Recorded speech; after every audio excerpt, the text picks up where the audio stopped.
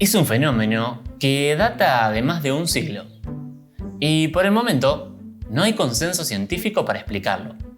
Algunos expertos lo atribuyen a fenómenos meteorológicos, pero para sus habitantes se trata de un milagro celestial.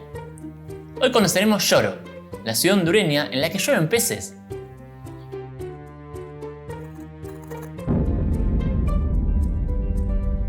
Hola a todos y todas, bienvenidas y bienvenidos a un nuevo video del canal. Hoy vamos a conocer Yoro, la ciudad de Honduras, en donde una vez al año llueven peces. Pero antes tengo que pedirte que te suscribas al canal y que hagas clic en la campanita. Recordá que haciendo esto me ayudas un montón a poder seguir mejorando los videos y el contenido del canal. Honduras es un país localizado en América Central, sobre el Istmo Centroamericano. Cuenta con 9.700.000 habitantes y su capital es Tegucigalpa. Posee 671 kilómetros de costa frente al Mar Caribe y una pequeña línea costera de 133 kilómetros bañada por las aguas del Océano Pacífico. La extensión territorial de Honduras es de 112.492 kilómetros cuadrados, una superficie similar a la de Cuba, la isla más grande del Caribe y el doble de tamaño de Costa Rica, que también se encuentra en el Istmo Centroamericano. Además, ejerce la soberanía sobre varios archipiélagos, como las Islas de la Bahía sobre el Mar Caribe y otro archipiélago sobre el Golfo de Fonseca. Es muy probable que conozcas algunos mitos y leyendas sobre la lluvia de ranas u otros animales en diferentes partes del mundo. Y si bien es algo que parece sacado de una película, es un fenómeno natural que además de real, intenta ser explicado.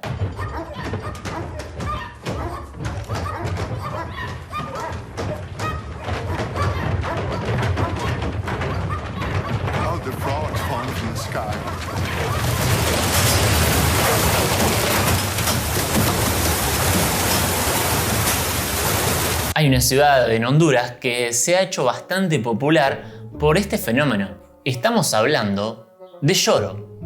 Se encuentra a una distancia de 214 kilómetros de Tegucigalpa, la capital del país. El clima de este territorio pertenece al tropical de altura. Esta ciudad es la cuna de los pueblos originarios tolupanes, quienes afrontan su vida con sumo respeto por las fuerzas naturales. En un mundo globalizado, el rol de capital internacional es fundamental y las compañías fruteras estadounidenses son quienes manejan el sistema productivo. La economía se sostiene gracias a la producción agrícola de cacao, el ganado vacuno y los bananos.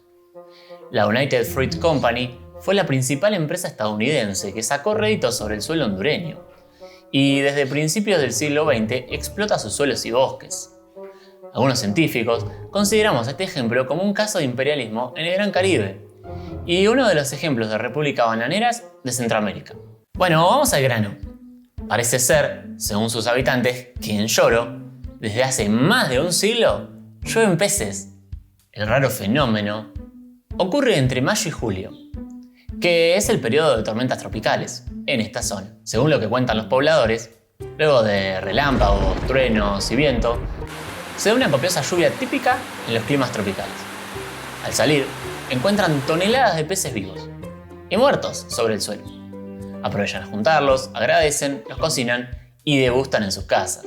Desde que suceden estos fenómenos nos hemos esforzado para poder darles una explicación. En ocasiones hemos recurrido al método científico para poder elaborar hipótesis y luego corroborarlas.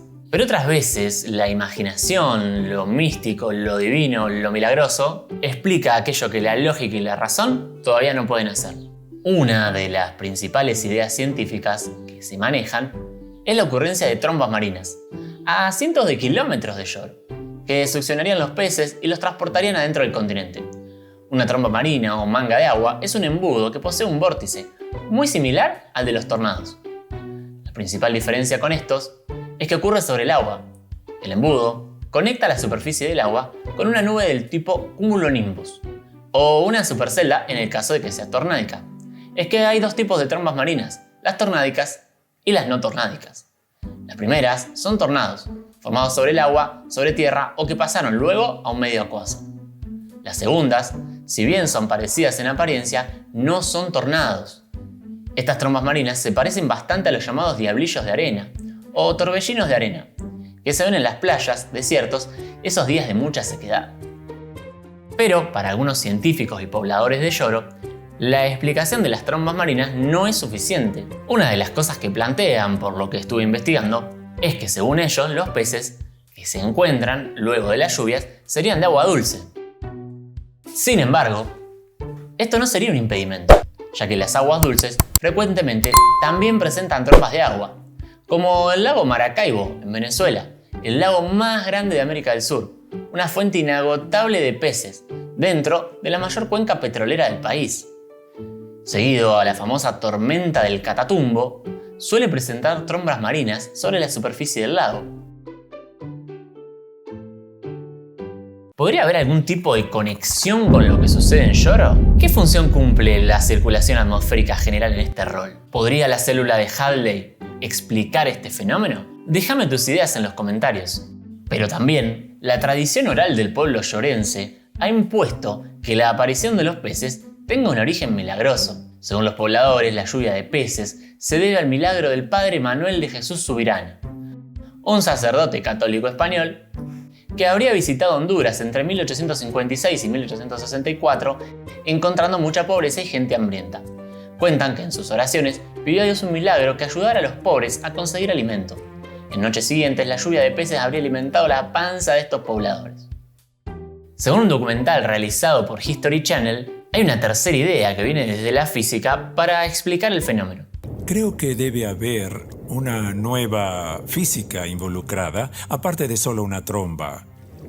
La materia es inherentemente electromagnética. Si tienes mucho gas o líquido moviéndose, de hecho estás creando un flujo de electromagnetismo, lo que podría crear una perturbación de vórtice que podría haber permitido este fenómeno. Es como si pudieses crear algún tipo de portal de espacio-tiempo que transporta estos peces o ranas. Solo la explicación de la tromba me parece apenas plausible.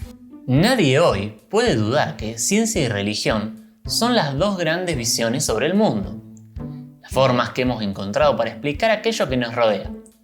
A riesgo de caer en una corrección política desde el canal, no negaremos aquello que las poblaciones locales han construido durante tanto tiempo.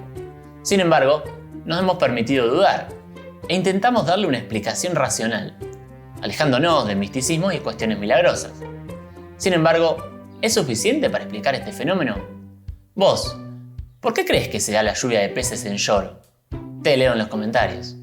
Hasta acá llegó el video de hoy, espero que les haya gustado y que hayan aprendido un montón sobre un nuevo lugar.